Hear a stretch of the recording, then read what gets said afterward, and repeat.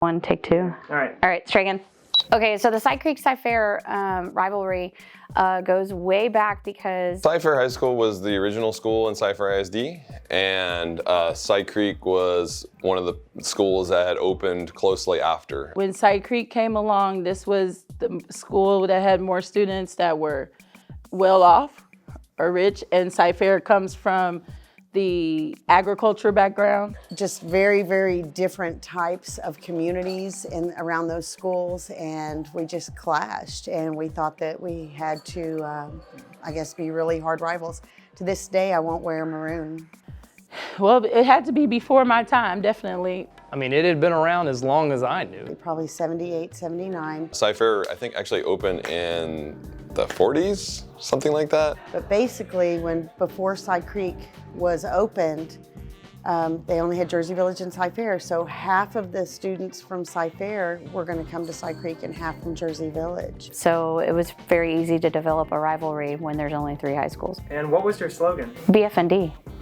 And what does that stand for? Bobcat fight never dies. I don't think we really had a slogan besides Cougars. It wasn't like all CC or anything.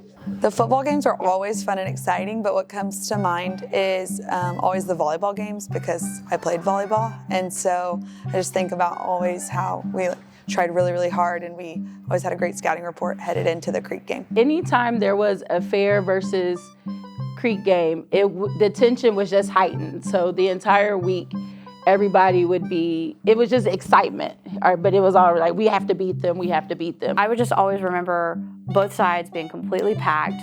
It was so loud because everyone was hyped up. And so, yeah, I always remember just like the energy and enthusiasm. I do know that was always our big homecoming game, and that's when we played Cyfair, and it was always a bigger deal than if you played the other schools. We loved whooping up on Cyfair.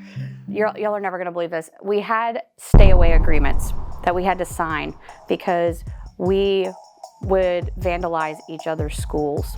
Like we would burn stuff into each other's football fields. I remember I was in middle school once getting on the bus at Arnold, and I looked over and somebody had spray painted a whole bunch of stuff in Cougar blue all over Cyfair High School. From then forward, we had to like sign these like stay away agreements basically. Like we would not like destroy each other's property. In the late 90s, it got a little too heated, and they had to stop it because things were going on past the football field. Things got real. It got real a couple of times. There's been some real touchy and sensitive subjects with Creek and Fair, and the antics and shenanigans that people would pull between both sides. We had a kid that graduated from Creek, actually was like physically assaulted and put in the hospital because of the rivalry between the schools. It's absolutely crazy. Traditions, one of the big traditions we don't have anymore is all the Silverados, the cheerleaders, the band. They would march down Grant Road and go by and have a big parade, and then we would go by Blisle and Matsky, and we would throw candy to the little kids. And I remember seeing that at Blisle when I was there, and I was like, oh my gosh, that's so cool. There was always the homecoming parade where each organization and sport got to make their own float, and then the varsity or like the leaders or captains or whoever got to like ride in the homecoming parade. I think my first year here in '05 as a teacher, we did it, but then after that we stopped doing it. I don't know about the homecoming parade, but I think that they still do. When I was in high school, we used to get ribbons every week for games, and so one of the traditions was to wear the ribbon upside down for good luck, and we sway. That's our thing. I'm sure some of them have changed. I'm not totally sure. I will say there's one tradition or one thing. We do have a bobcat in the middle of the floor, and it was dedicated by Eleanor Roosevelt when Cyfair High School was actually built, so it's like 1942. And you cannot touch that. It's very similar to what Side Creek has at the front of theirs, but this one is big because when they dedicated the school, Eleanor Roosevelt, First Lady, came and actually did the dedication. And so that really is a sacred spot in the school. Nobody goes around there. One of our traditions we had, at least for basketball, was we had something called the Blue Crew, which we kind of do as well, but when I was in high school, it was a very big deal. There was a lot of student involvement, student support, so even when we were bad, at times there was still a great showing at basketball games. Everybody would be wearing all blue, and it was an exciting thing to be a part of, regardless of the result of the game, which sometimes we wish that we'd have that more lately. The school song, Sylvie's, the band, the drum line is amazing here at Cy Creek. Our athletic teams always just put their heart out on the field, and they never quit. You know, Cy Creek memories are just wonderful. I love the pep rallies.